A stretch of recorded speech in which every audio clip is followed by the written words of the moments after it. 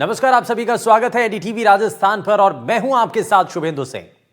आज राजस्थान के उस सीमावर्ती इलाके पर आकर के भारत के प्रधानमंत्री ने जिस तरीके से दहाड़ लगाई है, जाहिर तौर पर आज जो बातें प्रधानमंत्री की तरफ से कही गई वो सीधे आतंकियों के सीने को छलनी कर रही होंगी। राजस्थान में भारत पाक के सीमावर्ती जिले बीकानेर में विशाल जनसभा कर पीएम नरेंद्र मोदी ने भारत के लोगों के साथ ही पाकिस्तान और दुनिया भर को बड़ा संदेश दिया। पीएम पाकिस्तान और आतंकवाद पर जमकर बरसे और कहा कि आतंकवादियों ने पहलगांव में धर्म पूछकर हमारी बहनों की मांग का सिंदूर उजाड़ा। फिर दुनिया ने देखा जब सिंदूर बारूद बन जाता है तो नतीजा क्या होता है। पाकिस्तान की एटम बम की गीदड़ भभकियों से भारत डरने वाला नहीं है। मोदी का दिमाग ठंडा लेकिन लहू गर्म है। पीएम ने बताया कि बीकानेर के नाल एयरबेस को भी पाकिस्तान ने निशाना बनाया था। पाकिस्तान हमारे एयरबेस को रत्ती भर भी नहीं बिगाड़ पाया, लेकिन सरहद पार पाक का रहमियार एयरबेस हमारी सेना ने तबाह कर दिया। वो तहस नहस होकर आईसीयू में पड़ा है और प्रधानमंत्री ने सबसे बड़ा और स्पष्ट संदेश दिया कि पाकिस्तान के साथ अब ना ट्रेड होगा ना टॉक होगी। अब बात होगी तो सिर्फ पाकिस्तान के कब्जे वाले पीओके की होगी। पीएम ने चेतावनी भी दी है कि पाक ने आतंकियों को भेजना जारी रखा तो पाई पाई के लिए मोहताज होना पड़ेगा, उसे करारा जवाब मिलेगा जो हमारी सेना ही तय करेगी और शर्तें भी हमारी होंगी। मोदी ने यह भी बताया कि हमने तीनों सेनाओं को खुली छूट दी है। आतंकवाद से निपटने के 3 सूत्र भी तय कर दिए गए जो नए भारत की रीति नीति को साफ करते हैं। पीएम ने ऑपरेशन सिंदूर से जुड़ी एक कविता भी पढ़ी कि यह शोध प्रतिशोध का खेल नहीं, यह न्याय का नया स्वरूप है। राजस्थान सीएम भजनलाल शर्मा ने भी मंच से कहा कि पीएम मोदी को ऑपरेशन सिंदूर की बधाई दी और कहा कि पीएम ने यह संकल्प लिया था कि पहलगांव में निर्दोष नागरिकों पर हुए अमानवीय हमले का जवाब ऐसा होगा कि दुश्मन भूल नहीं पाएगा, और पीएम मोदी ने वही करके दुनिया को दिखा दिया। आज का सबसे बड़ा मुद्दा में हम बात करेंगे कि पाकिस्तान के साथ अब ना तो ट्रेड होगा ना टॉक, बात होगी तो सिर्फ पीओके पर।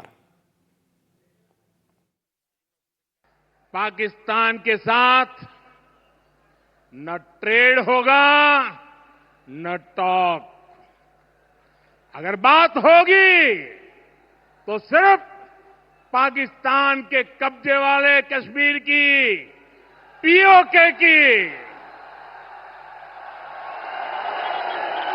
और अगर पाकिस्तान ने आतंकियों को एक्सपोर्ट करना जारी रखा तो उसको पाई पाई के लिए मोहताज होना होगा।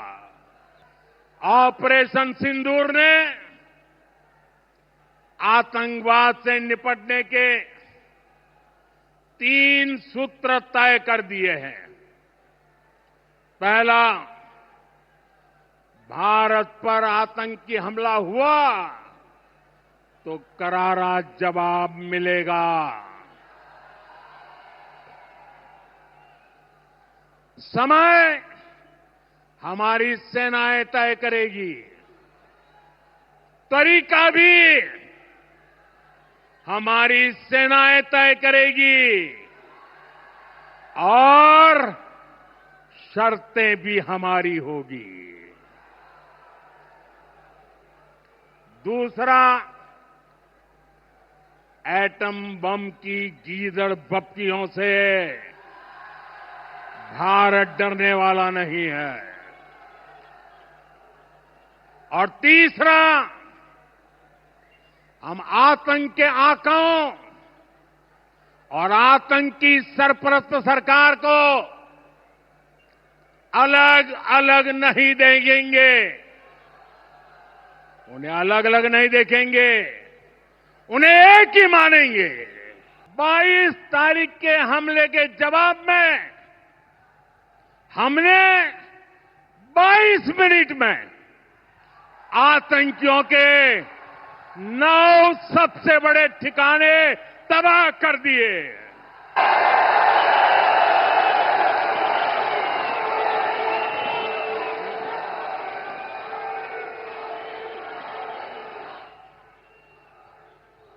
दुनिया ने और देश के दुश्मनों ने भी देख लिया कि जब सिंदूर जब सिंदूर बारूद बन जाता है तो नतीजा क्या होता है। पाकिस्तान को भारत के हक का पानी नहीं मिलेगा। भारतीयों के खून से खेलना पाकिस्तान को महंगा पड़ेगा। ये भारत का संकल्प है और दुनिया की कोई ताकत हमें इस संकल्प से टिका नहीं सकती है। पूरी दुनिया में पाकिस्तान की पोल खोलने के लिए हमारे देश के 7 अलग अलग प्रतिनिधिमंडल पूरे विश्व भर में पहुंच रहे हैं और इसमें देश के सभी राजनीतिक दलों के लोग हैं, विदेश नीति के जानकार हैं, गणमान्य नागरिक हैं। अब पाकिस्तान का असली चेहरा पूरी दुनिया को दिखाया जाएगा। सौगंध मुझे इस मिट्टी की, मैं देश नहीं मिटने दूंगा। मैं देश नहीं झुकने दूंगा।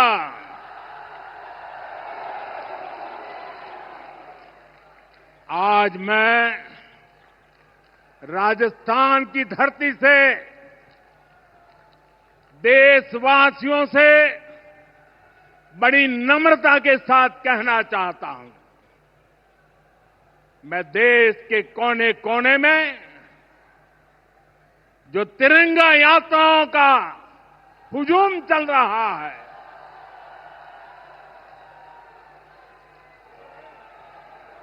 मैं देशवासियों से कहता हूं,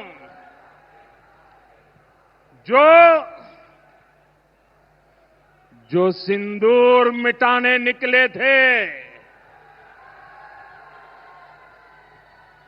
जो सिंदूर मिटाने निकले थे, उन्हें मिट्टी में मिलाया है।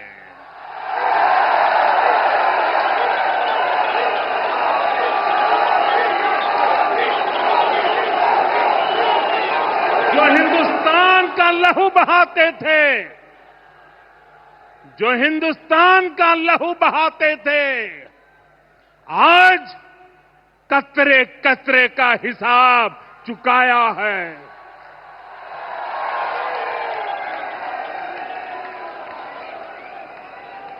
जो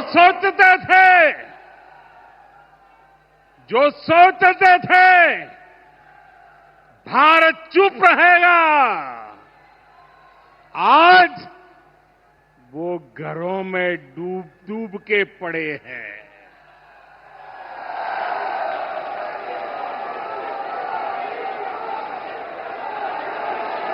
जो अपने हथियारों पर घमंड करते थे, जो अपने हथियारों पर घमंड करते थे, आज वो मलबे के ढेर में दबे हुए हैं। देश के यशस्वी प्रधानमंत्री नरेंद्र मोदी जी ऑपरेशन सिंदूर की सफलता की मैं आपको बधाई देता हूं और माननीय प्रधानमंत्री जी ने यह संकल्प लिया था कि पहलगाम में निर्दोष नागरिक पर हुए अमानवीय हमले का जवाब ऐसा होगा कि दुश्मन भूल ना सकेगा। मैं माननीय प्रधानमंत्री जी ने वही किया है, क्योंकि देश आप देख सकते हैं, इसके साथ साथ जो हुआ है, देश की सेना और देश के सैनिकों को भी मैं बहुत बहुत बधाई देता हूं। यह पहलगाम की घटना के बाद प्रधानमंत्री जी ने सिंधु जल समझौता को स्थगित किया। उन्होंने कहा था कि पानी और खून एक साथ नहीं बह सकता। मैं कहना चाहता हूं कि जिस तरह से पाकिस्तान को जवाब मिला है, निश्चित रूप से पूरे देश में नहीं दुनिया में इसकी एक मिसाल बनी है कि जिस तरह से उनको आतंकियों को और उनके ठिकानों को बर्बाद करने का काम किया है। तो राजस्थान की सरजमी से जो संदेश दिया गया वो बड़ा सख्त था और उसके कई मायनों में अर्थ भी निकाले जा सकते हैं और विश्लेषक इसको अब समझने की कोशिश भी कर रहे हैं।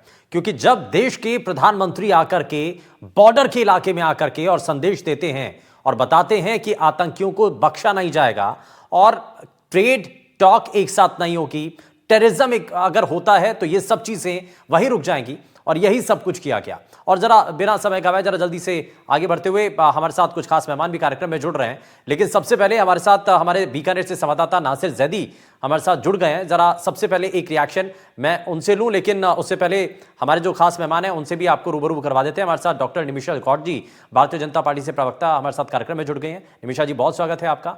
हमारे साथ अमन चुग हैं, फाइनेंशियल एक्सपर्ट हैं, सीए हैं, बहुत स्वागत है अमन जी आपका। हमारे साथ रिटायर्ड कर्नल देव आनंद जी, रक्षा विश्लेषक हैं, बहुत स्वागत है सर आपका एनडीटीवी पर। मैं लेकिन सबसे पहले जरा हमारे संवाददाता नासिर जैदी, जो आज उस कार्यक्रम में मौजूद भी थे। नासिर, आज कार्यक्रम की जो बड़ी बातें हैं वो हमने रखी हैं, लेकिन यहां से सख्त संदेश और बड़ा संदेश और बड़ा क्लियर मैसेज दिया गया है कि भाई अगर भारत को आप छेड़ेंगे और अगर आप टेररिज्म को बढ़ावा देंगे तो बख्शा नहीं जाएगा। जो किया है उससे बड़ी तस्वीर आपको दिखाई देगी। यकीनन शुभेंदु, प्रधानमंत्री नरेंद्र मोदी ने आज दुश्मनों को, खासतौर से पाकिस्तान को, ये पूरी तरह सख्ती के साथ ये संदेश दे दिया है कि हम अहिंसा के पुजारी हैं, लेकिन अगर हमारे साथ कोई हिंसा करता है तो हम उसे किसी भी सूरत में बर्दाश्त नहीं करेंगे और हमें उस हिंसा को नेस्तनाबूद करना भी आता है और हमने ये करके दिखाया है। ऑपरेशन सिंदूर के जरिए हमने ये बता दिया है कि हमारी ताकत क्या है, हमारा मकाम क्या है। प्रधानमंत्री आज बहुत सख्त लहजे में नजर आए जब पाकिस्तान को चेतावनी दे रहे थे। उन्होंने ये कहा कि पानी और खून एक साथ नहीं बह सकते, या तो पानी बह सकता है या खून बह सकता है। आपने खून बहाया है तो उसका नतीजा भी आपको ही भुगतना होगा। उन्होंने ये भी कहा कि पाकिस्तान के साथ अब ना तो ट्रेड होगा ना ही टॉक होगी। अब अगर कोई बात होगी तो पाक ऑक्यूपाइड कश्मीर पे होगी, पाकिस्तान के कब्जे वाले कश्मीर पे होगी। और ऑपरेशन सिंदूर के जरिए हमने ये दिखा भी दिया है कि हम कितने मजबूत हैं, हमारी क्या हैसियत है और पूरी दुनिया हमारा लोहा आज मान रही है। तो प्रधानमंत्री नरेंद्र मोदी जब अपनी बात कह रहे थे, आवाम को एड्रेस कर रहे थे, तो आवाम बहुत उत्साहित नजर आई और आवाम बार बार प्रधानमंत्री के हर लफ्ज पर तालियां बजाती रही, उनका हौसला अफजाई करती रही। तो बहुत अच्छे माहौल में प्रधानमंत्री ने अपनी बात कही, लेकिन उन्होंने सख्ती के साथ ये भी कह दिया कि हम अगर इंसानियत का, प्यार का, मोहब्बत का पैगाम दुनिया को देते हैं और अहिंसा का पैगाम देते हैं तो वहीं हम हिंसा किसी भी सूरत में बर्दाश्त नहीं करेंगे। और उसका ट्रेलर दिखा दिया गया है, और अगर फिर से आतंकियों की घुसपैठ कराई जाती है तो पिक्चर अभी बाकी है, ये भी बता दिया गया है। बहुत शुक्रिया नासिर, इस पर आप जुड़े, आपने जानकारी दी है। लेकिन जरा जल्दी से अब हमारे जो खास मेहमान हैं उनका रुख कर लेते हैं। मैं देव सर के पास सबसे पहले आना चाहता हूं। देव सर, इसमें बहुत क्लियर मैसेज है और बॉर्डर स्टेट पर आकर के प्रधानमंत्री का जिस अंदाज में, जिन शब्दों का चयन किया गया और जिस ऊर्जा भरे शब्दों से उन्होंने कहा, मैसेज साफ है। और अगर एक भी गलती, टेररिस्ट अटैक अगर या कोई किसी भी तरीके से बढ़ावा दिया जाता है तो क्या अंजाम होगा आतंकियों का और उनको पनाह देने वालों का, यह साफ कर दिया गया आज। जी, ये बहुत सही बात है कि आज जिस प्रकार से प्रधानमंत्री महोदय बीकानेर में आकर पूरे देशवासियों को, राजस्थान के नागरिकों को और पाकिस्तान के साथ साथ दुनिया को साफ संदेश दे दिया है। जो जिस विषय के ऊपर हमारे देश के अंदर भी चर्चा हो रही थी, कुछ सवालों के जवाब ढूंढ रहे थे, अंतरराष्ट्रीय स्तर पे भी जवाब ढूंढे जा रहे थे, मैं मानता हूं प्रधानमंत्री महोदय ने आज बिल्कुल साफ कर दिया है कि भारत सरकार, और उन्होंने साफ कर दिया है कि सेना का शौर्य बिल्कुल इस तरह का था जो ऐतिहासिक काम किया गया था। उसके साथ साथ उन्होंने ये भी क्लियर कर दिया है कि भारतीय सेना तय करेगी टारगेट, मोड और समय दुश्मन को, टेररिस्ट को बर्बाद करने के लिए। तीसरी बात उन्होंने साफ कर दी कि पाकिस्तान द्वारा जो न्यूक्लियर परमाणु बम की धमकी दिए जाती थी उसको भी साफ कर दिया, वो अब नहीं चलेगी। इसके साथ साथ मैं इसमें एक बहुत बड़ी चीज देखता हूं, प्रधानमंत्री महोदय के राजस्थान बीकानेर में आकर के जो जवाब दिया गया वो देखिए भावलपुर बिल्कुल बीकानेर के ऑपोजिट, बीकानेर गंगानगर के दूसरी तरफ है, 100 किलोमीटर की दूरी पर है। नाल एयरफील्ड वो है जिसके लिए पाकिस्तान ने कहा था कि उसने इसको नुकसान किया है। तो जितनी भी अफवाहों का बाजार गर्म था, जितनी भी एंटी नेशनल भारत विरोधी तंत्र का एक नैरेटिव चलाया जा रहा था देश के मनोबल गिराने के लिए, सेना को धूमिल करने के लिए, उन चीजों का आज प्रधानमंत्री महोदय ने साफ साफ जवाब दे दिया है। यहां एक बात मुझे बहुत अच्छी लगी, जो पिछले कई दिनों के अंदर बहुत सारे लोग मीडिया के माध्यम से विभिन्न जो प्रतिनिधि होते थे सरकार के, भारतीय जनता पार्टी के, उनसे सवाल मांगने का प्रसन्न किया करते थे।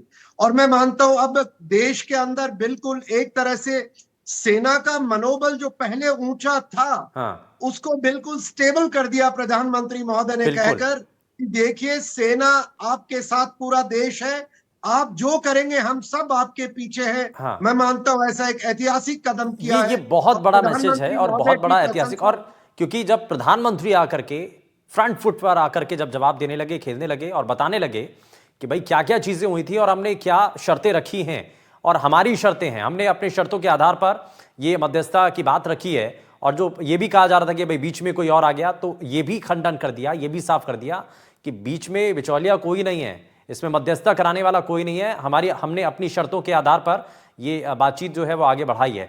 मैं इसमें डॉक्टर निमिषा जी को जोड़ रहा हूं, उसके बाद मैं अमन जी आपके पास आता हूं।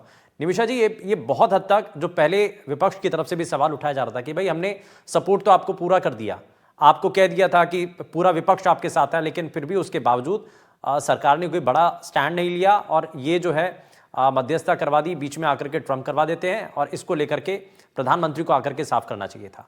मुझे लगता है कि उस वक्त बड़े सवाल उठ रहे थे, बीजेपी के प्रवक्ता नेता सब आकर के जवाब दे रहे थे, लेकिन विपक्ष बड़ा हमलावर था। लेकिन जब से प्रधानमंत्री नरेंद्र मोदी ने आकर के मोर्चा संभाला, उन्होंने जब देश के लोगों को बताना शुरू किया, अब ये भरोसा सभी लोगों को भी है कि वाकई में हुआ क्या है, और एक एक करके जो पाकिस्तान का जो चेहरा था असली, जो बार बार प्रोपेगेंडा चला करके बता रहा था कि भाई हमने ऐसा कर दिया, भारत को इतना नुकसान पहुंचा दिया, इतने एयरबेस को नुकसान पहुंचा दिया, फाइटर जेट गिरा दिए, वो सभी पर्दे जो हैं वो अब उठने लगे हैं।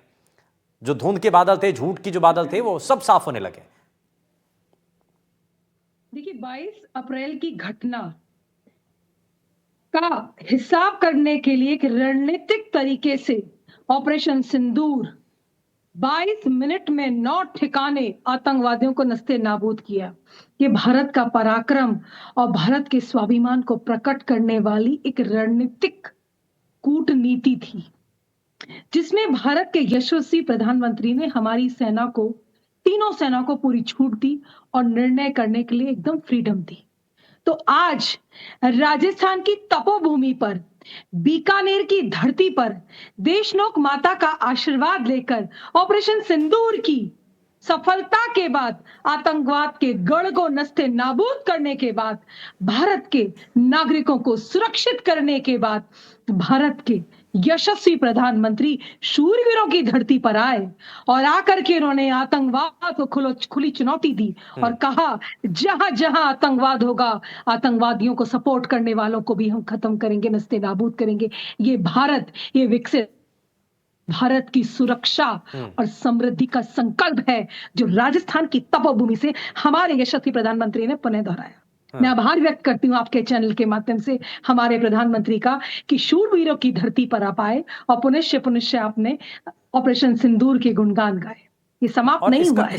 हमारी सेना, बिल्कुल देखिए पहलू बहुत है। मैं एक बार अपनी बात करूं, इसमें जरा मैं निमिषा जी वापस लौटता हूं, मैं जरा वापस लौटता हूं, इसमें अमन जी को भी मैं जरा जोड़ लेता हूं, क्योंकि इसमें एक और पहलू है। एक पहलू यह है कि इसमें आर्थिक तौर पर कितना नुकसान पाकिस्तान को होगा जो अब किया गया, क्योंकि भारत की तरफ से जो पलटवार किया गया, जो जवाबी कार्रवाई की गई, उसका असर क्या पड़ेगा। और ये कहा जा रहा है कि भाई पानी नहीं मिलेगा तो उसका आर्थिक तौर पर बड़ा नुकसान पाकिस्तान को होगा, क्या क्या और इसके एस्पेक्ट हैं। और ये भी कहा गया कि भाई जो लोग सपोर्ट कर रहे थे या जिन देशों ने मदद की, ये कहा गया तुर्की, अजरबैजान का नाम इसमें सामने आया, तो उनके लिए ये जो बार बार बाइकआउट का बात भी सामने आ रही है, उससे कितना इंपैक्ट पड़ेगा वहां पर। नमस्कार है, जय भारत है शुभेंद्र जी। सबसे पहले हमें ये समझना एक एंगल पे बड़ा जरूरी है कि मोदी साहब डायरेक्ट वॉर कन्फ्रंट्रेशन में नहीं जाएंगे। वो अपना गुजराती दिमाग लगाते हुए इसको ऑपरेशन के तहत करते करते इसको पाकिस्तान को और पाकिस्तान के जो अंदर जो पूरे टेररिस्ट कैंप्स हैं या टेररिस्ट एक्टिविटीज है उसको सारा वहीं पे खत्म करने की कोशिश करेंगे। जैसे कि पहले एक स्ट्राइक करी, अब स्ट्राइक के बाद आप देखना कि वहां से खैबर पख्तून वाला जोन एक्टिवेट है, वहां से बलूचिस्तान एक्टिवेट है, अब ये सिंध वाला एक्टिवेट हो गया है। एंड धीरे धीरे करके जो विद इन द इकोनॉमी में जो एग्रीकल्चर बेस्ड इकोनॉमी है वो सारा पानी के कारण उनकी रद्द हो जाएगी। धीरे धीरे वहां पे सिविल अनरेस्ट क्रिएट हो जाएगा क्योंकि खाने को सामान नहीं मिलेगा, पीने को पानी नहीं मिलेगा। एंड कहीं ना कहीं ये सारी चीजों के अंदर जब सिविल अनरेस्ट हो जाएगा तो पूरा हर जगह विद्रोह हर जगह से शुरू हो जाएगा। एंड ये मैंने पहले भी जिक्र किया है, 4 से 5 टुकड़ों में पाकिस्तान यहाँ पे खंडित होगा। ऑब्वियसली लिमिटेड कॉन्फ्रंटेशन सिर्फ यहाँ पे नहीं रहेगा, आने वाले समय में चाइना और टर्की इकट्ठे मिलकर और कहीं ना कहीं डीप स्टेट जो है जिसके तहत ये हमारी प्रधानमंत्री या जो हमारी गवर्नमेंट है वो नहीं चल रही है, हम अपने देश को आगे लेके चल रहे हैं और डीप स्टेट नहीं चाहता है, जिसके कारण अब हम ईस्टर्न बॉर्डर पे भी ये कॉन्फ्रंटेशन शुरू होगा। अब जैसे बांग्लादेश में भी आप देखेंगे आने वाले 3-4 महीने में कॉन्फ्रंटेशन के तहत कॉम्बैट ऑपरेशन हमारे भारतीय सेना करेगी। एंड इसी तहत इकोनॉमिकली भी भारत की फ्लरिशमेंट चलती रहेगी क्योंकि हम लिमिटेड अटैक करते रहेंगे, उनके हथियार जो वेस्टर्न वर्ल्ड के या चाइनीज जो हथियार हैं उनके शेयर प्राइसेस गिरते रहेंगे, हमारी हथियार वाली मार्केट बढ़ती रहेगी। हमारा 25,000 करोड़ का ऑलमोस्ट $3 to 4 बिलियन का एक्सपोर्ट डिफेंस इक्विपमेंट का ऑलरेडी शुरू हो गया है। यानी कि जहां पहले हम एक जमाने में डिफेंस सिर्फ इंपोर्ट करते थे, हमारी कोई जीडीपी में कंट्रीब्यूशन ही था, आज हमारे ग्रॉस डोमेस्टिक प्रोडक्ट में एक तरह से $3 से 4 बिलियन का प्रोडक्शन है और एक्सपोर्ट भी है। ऑब्वियसली प्रोडक्शन तो और ज्यादा भी होगा, जिसकी हो सकता है आने वाले समय में आंकड़े आएंगे। और मैं एक और एंगल जो देने की कोशिश करूंगा, ये पूरा वर्ल्ड जो है पहले ग्लोबलाइजेशन की तरफ था, अब स्लोबलाइजेशन की तरफ है। एंड इसमें कहीं ना कहीं जो US unlimited amount of dollar छाप पाता था और अपने आप को ग्लोबल रिजर्व करेंसी कहता था, उसके कारण भी काफी जो फाइनेंसिंग होती थी, जिसको हम टेरर फाइनेंसिंग कह सकते हैं या एंटी भारत फाइनेंसिंग कह सकते हैं, एंड वो फाइनेंसिंग अब धीरे करके रुक रही है बिकॉज डी डॉलराइजेशन शुरू हुआ है। ये मैं पिछले 3-4 साल से जिक्र कर रहा हूं कि जैसे जैसे यूएस जब डॉलर छापता था और उसकी जो ट्रेजरीज थी जो वर्ल्ड की इकोनॉमी खरीदती थी, आज के डेट में कोई खरीद नहीं रहा, क्योंकि जब से चाइना और अमेरिका की शादी चिमेरिका टूट गया तो चाइना अलग हो गया, यूएस अलग हो गया। ऐसे ही एक तरह से यूएस को अब समझ आ गया कि उसकी ट्रेजरीज ना चाइना खरीद रहा है, जापान भी बेचने की धमकी दे रहा है, कनाडा ऑलरेडी बेच रहा है, यानी कनाडा से भी उनकी दुश्मनी शुरू हो गई है, यूरोप बेच रहा है, रशिया वैसे नहीं खरीद रहा, भारत ने भी रोक लगा दी है। तो अल्टीमेटली यूएस की ट्रेजरी अगर कोई नहीं खरीदेगा तो यूएस का डी डॉलराइजेशन शुरू होगा और यूएस अननेसेसरी फंडिंग करके कहीं ना कहीं स्पॉन्सर नहीं कर सकता एंटी भारत एक्टिविटी। ये बहुत अच्छा पॉइंट आपने रेज किया। मैं लेकिन इसमें मैं जरा देव आनंद सर को वापस से जोड़ रहा हूं। देव सर, एक आम जनमानस में जब ऑपरेशन सिंदूर चला गया उसके बाद से लोगों के मन में एक सवाल था कि क्या अब पीओके वापस आने वाला है। हालांकि ये बहुत जल्दबाजी हो गई कहना, लेकिन इसके लिए कदम उठ चुके हैं और लीडरशिप बिल्कुल साफ, उनका मैसेज बहुत क्लियर है। और आज भी जब प्रधानमंत्री ने संदेश दिया कि बात सिर्फ पीओके पर होगी, तो यानी कि ये सपना साकार होने जा रहा है, उसकी नींव पड़ चुकी है और आगे आने वाले समय में ये कोई बड़ी बात नहीं होगी। जी, आपसे मैं सहमत हूं शुभेंदु जी। देखिए, पीओके भारत की सरकार के लिए, नरेंद्र मोदी साहब की सरकार के लिए एक बहुत अहम केंद्र बिंदु है। इसको लेकर के पिछले कई वर्षों से हम काम कर रहे हैं और देखिए उसका सबसे बड़ा है कि हमारे कश्मीर का डेवलपमेंट, उधर वाले कश्मीर में अंडर डेवलप रहना, उसी दिशा में काम चल रहा है।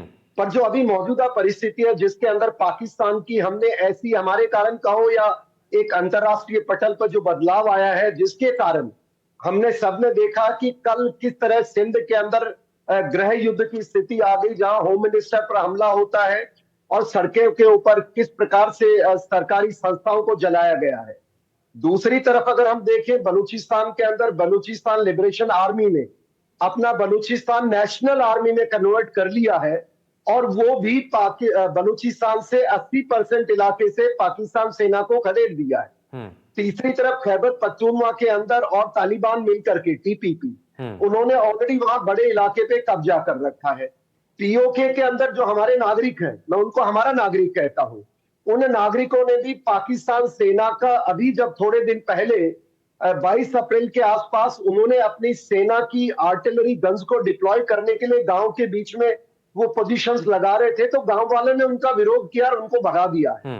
अब जहां तक देखिए, हमारे नागरिक जो पीओके के हैं, बहुत सारी चर्चाएं होती है किस तरह आएगा, कैसे आएगा, पर अब ज्यादातर जो इंटरनेशनल डोमेन और अंतरराष्ट्रीय स्तर पर जो चीज स्थिति है, पाकिस्तान की स्थिति ऐसी है कि गृह युद्ध एक तरफ शुरू हो चुका है और पाकिस्तान के कितने टुकड़े होंगे, कैसे होंगे, ये तो आज कहना उचित नहीं होगा। मैं ये मानता हूं पाकिस्तान का शायद हो सकता है नाम ही ना बचे और सिर्फ पंजाब रह जाएगा। जहां पर हम जो कह रहे हैं कि पीओके पाकिस्तान, अब मुझे लगता है थोड़े समय के अंदर वो अपने मुझे ये लगता है कि सर पीओके हमारे पास आएगा भाई। बलूचिस्तान अलग से वो अपने आप को स्वघोषित कर चुका है। हाँ, पख्तूनवा वाला जो आप कह रहे हैं टीटीपी का, वो अलग हिस्सा हो गया। सिंध में अलग विद्रोह चल रहा है, तो यानी कि एक बचा हुआ पंजाब का हिस्सा है जहां पर पूरी पाकिस्तान की सरकार ऑपरेट होती है, सिर्फ वही हिस्सा उनके पास बचा। नहीं, बिल्कुल वो पाकिस्तान भी नहीं कहलाएगा मुझे लगता है वो। हाँ। क्योंकि वहां बेसिकली क्या पंजाबी सेंट्रिक लोग हैं। अगर आपको पता हो पाकिस्तान की आर्मी है वो पंजाब सेंट्रिक है, न वो बलूचियों को सीनियर बनाती है, न सिंधियों को बनाती है, न खैबर पख्तूनों को बनाती है। तो वहां क्लियर कट वो फॉल्ट लाइंस आ चुकी है। और पीओके में जिस प्रकार से पाकिस्तान की सेना की पिटाई हुई है और नागरिक इकट्ठे होकर के भारत की तरफ उम्मीद लगा रहे हैं, मैं मानता हूं वो दिन दूर नहीं है जब थोड़े दिनों का हेरफेर है, ठीक है, जब पाकिस्तानी सेना का इस तरह का टुकड़ाव आना, क्योंकि उनके अंदर भी फीचर्स आ गए। हाँ। देखिए कोर कमांडर्स हैं वो चीफ की बात नहीं मानते हैं। हाँ। और शायद यही एक रणनीतिक उन्होंने दिखावे के लिए किया कि उसको मुनीर को उन्होंने फील्ड मार्शल का दर्जा दिया है। हाँ। तो पीओके निश्चिंत रहे, मैं मानता हूं पाकिस्तान अपने आप खाली यानी कि हमें कुछ करने की जरूरत नहीं है। पाकिस्तान में अपने आप ही हालात ऐसे हो रहे हैं जिसकी वजह से पाकिस्तान टूटता हुआ नजर आएगा। मैं जरा जल्दी से एक रिएक्शन निमिषा जी से भी ले रहा हूं। निमिषा जी, देखिए बॉर्डर पर तो हम माकूल जवाब दे रहे हैं, लेकिन देश के अंदर भी कुछ ऐसे देशद्रोही हैं, कुछ ऐसे आतंकी लोग हैं जो अभी भी रह रहे हैं। उनको ढूंढना और उनके खिलाफ कार्रवाई करना, ये दूसरा बहुत बड़ा जरूरी काम है।